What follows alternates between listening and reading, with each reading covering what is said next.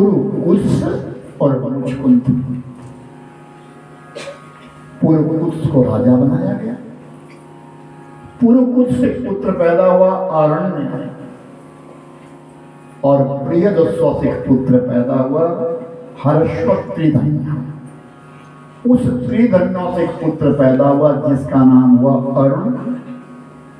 अरुण के एक बेटा जन्मा, उसका नाम सत्यव्रत हुआ, और सत्यव्रत के पुत्र पैदा हुआ जिसका नाम हरिश्चंद्र हुआ। सत्यवादी हरिश्चंद्र, ना भूतो ना भविष्य, सत्य बोलने वाला, ना कोई ऐसा हुआ और ना ही कोई ऐसा हुआ। दान यज्ञाम महामते दक्षिणाम देहि बिना दक्षिणा सर्वदानम निष्कुम। विश्वामित्र ने कृष्ण की। सूतदेव जी ने जब इतनी बात कही तो ऋषि मुनियों ने कहा, महाराज हम इस पावन कथा को श्रवण करना चाहते हैं। राजा हरिश्चंद्र की पावन कथा को हम श्रवण करना चाहते हैं, उनके वंश की कथा को श्रवण करना चाहते हैं। सूतदेव जी ने कहा, राजा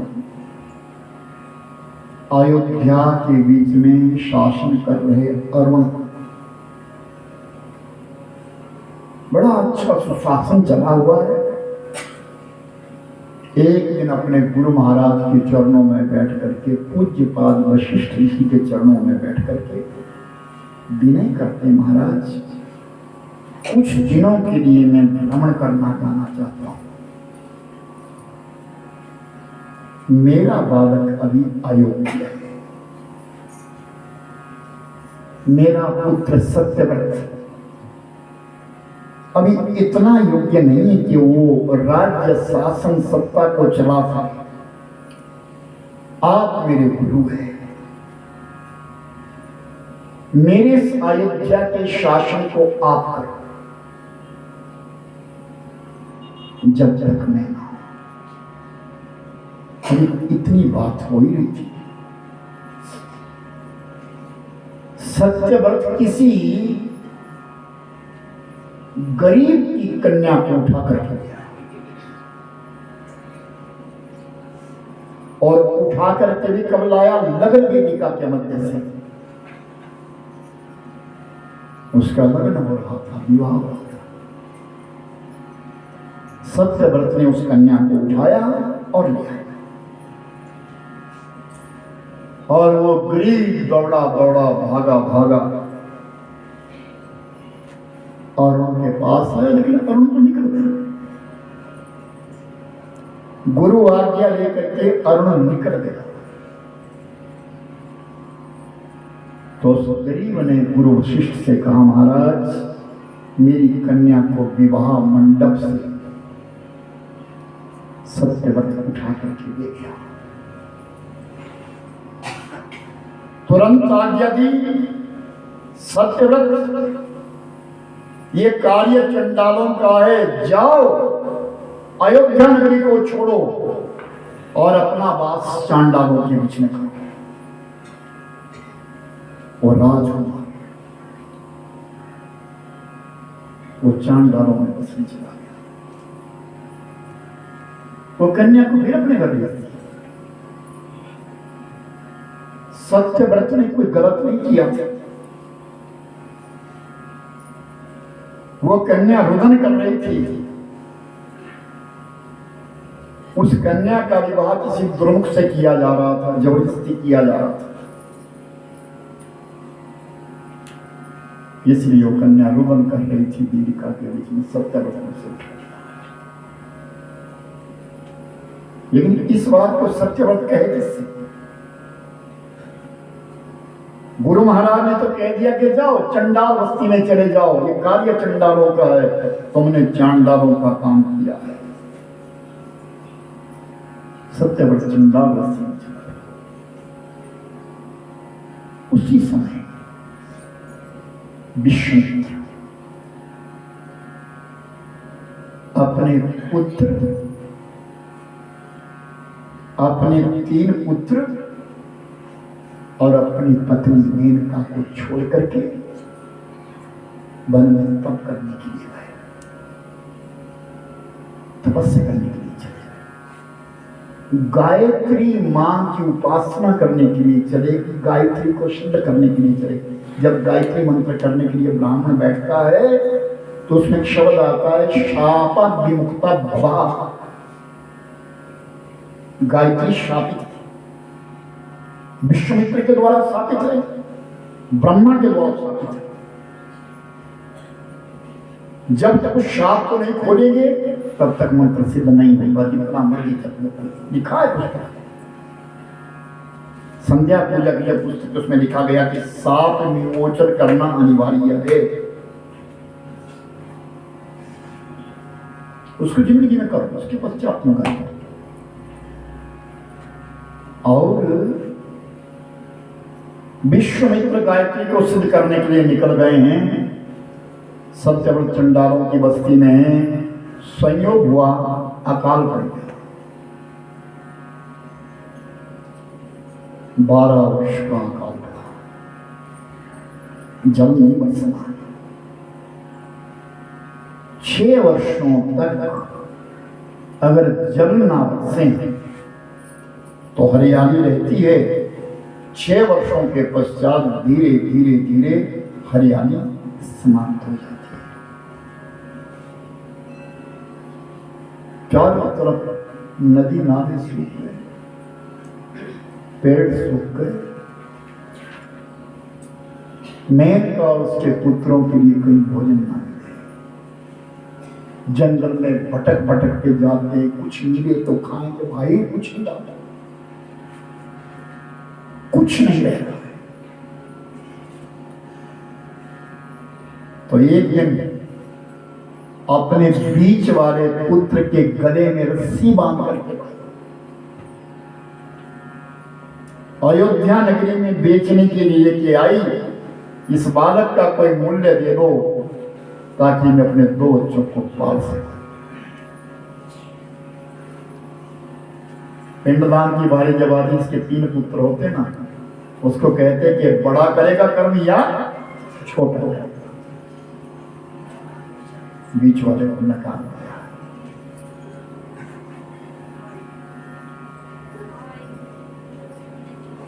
शाबाश, सामने देखा कि ये तो ऋषि पत्नी है, और ऋषि पत्नी अपने पुत्र के गले में रस्सी बांध करके बाजार की ओर जा रही है। रुक मां, कहां जा रही?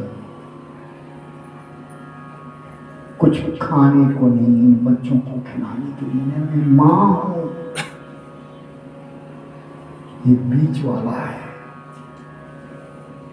सेवा करेगा बड़े वाला, पिंडदान करेगा छोटे वाला।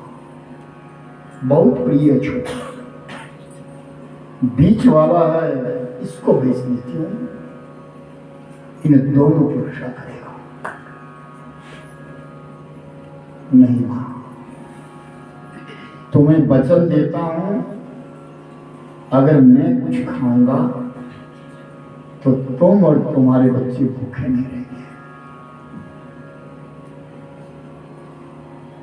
इसी चंडाल बस्ती के नजदीक पीपल का पेड़ है।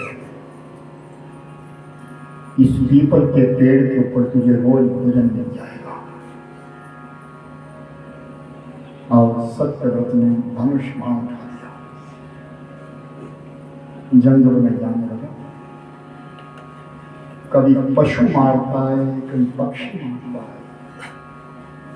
दुर्भिक्ष पड़ा है, अकाल रहा है। आधा मांस उस पीपल पे छोड़ देता है, आधा मांस अपने पास चंडाल बस्ती में आता है। 3-4 दिन के पश्चात वो भोजन मिलता है। समय बीतता चला गया, 12 वर्ष का काल है। एक समय ऐसा आया, एक समय ऐसा आ गया, 12 वर्ष बीत रहे थे कि कोई पशु पंछी भी नहीं मिला, कोई पशु पंछी नहीं मिला।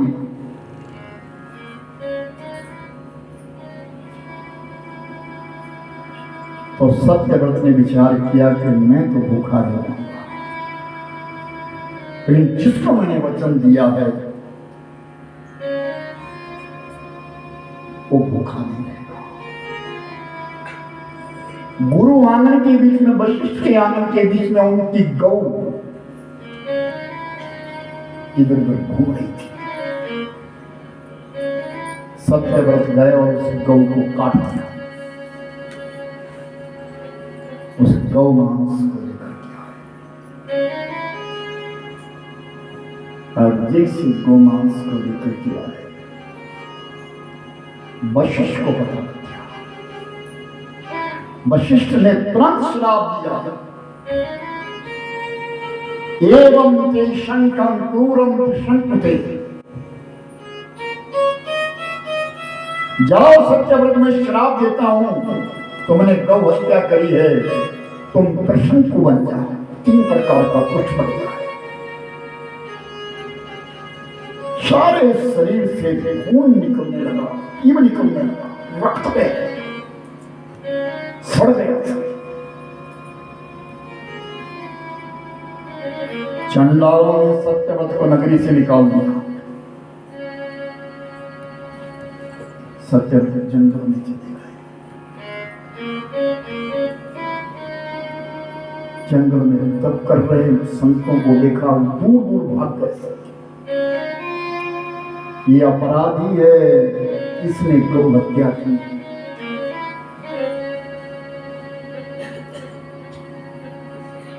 सत्यव्रत बचपन में किसी ब्राह्मण के मुख से मां भगवती दुर्गा का बीज मंत्र दिया था।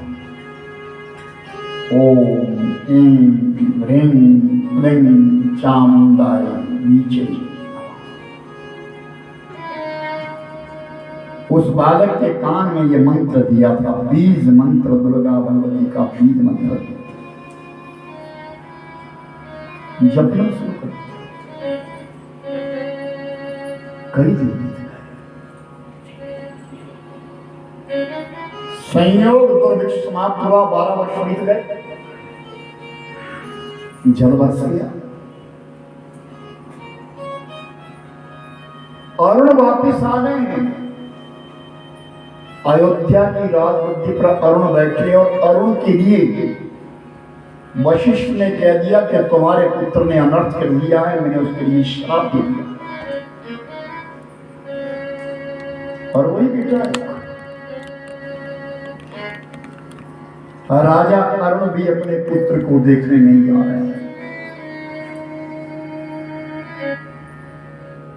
आओ,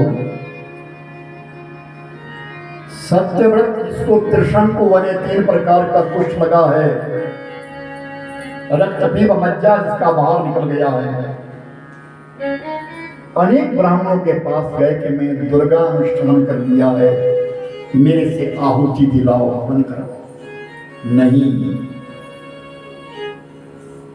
हम तेरे हाथ से, तू कुष्ठी है, तेरे हाथ से यज्ञ नहीं हो सकता, तेरे हाथ से यज्ञ नहीं होगा। सत्यव्रत हार गया,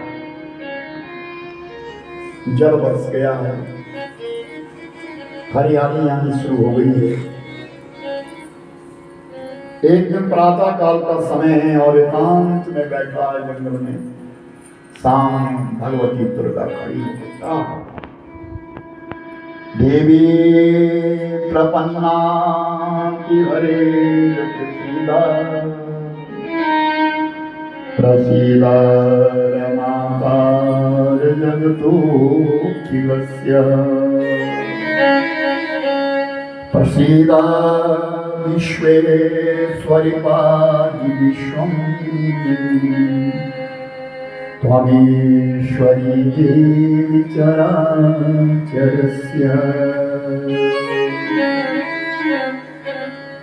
या देवी सर्वभूतेषु दयारूपेण संस्थिता,